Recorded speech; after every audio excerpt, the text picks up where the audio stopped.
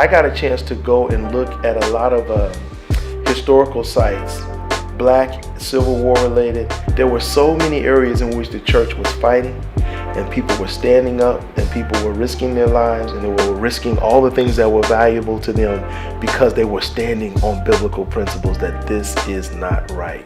The Bible talks about a ministry of reconciliation, a ministry and a calling that brings people of different backgrounds together to worship with God. Jesus, when he came, broke down that dividing wall between people. In some ways, it's very similar to what you have today. There are things that you see going on, and you're disappointed that the church is doing that or has any role in that.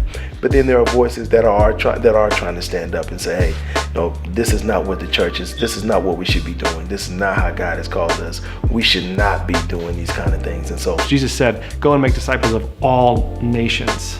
Because one day Christ is coming back for his church. And when Christ comes back for his church, he's not just coming back for a black church or a white church. He's coming back for the church, for his bride, for us to be able to be with him throughout all of eternity. God created man in his image, and he created us with all different skin colors, but we're all a small glimpse of who God is. Often I hear people say, and I know they mean well, and it's a way to say that I'm not prejudiced, but people will often say I don't see color. And I tell people that just can't be true, because that's the first thing you see. And it's okay to see that, and it's okay to enjoy that. I mean, God took the time to create it. When you create something in your home, when you design it, you use all kind of colors because you want people to enjoy the tapestry of that.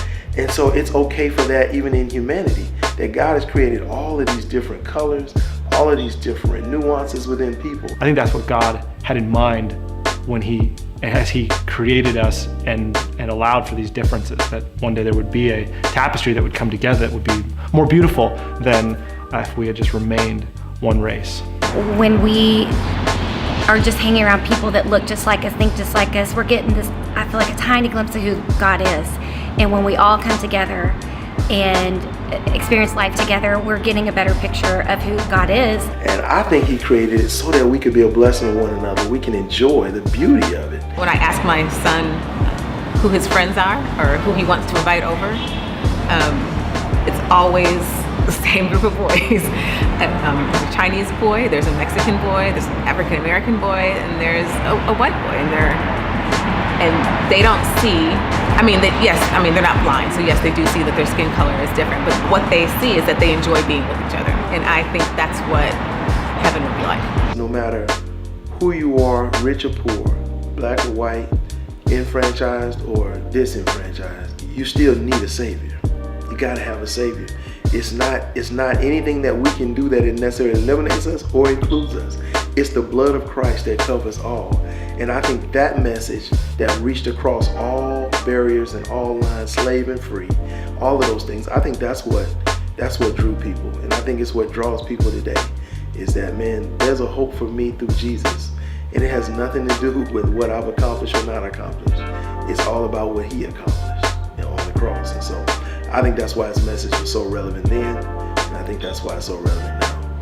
For the interview in its entirety, visit www.gobu.tv/events. Remember to join us 6 p.m. February 9th for GoBU's Creative Liturgy.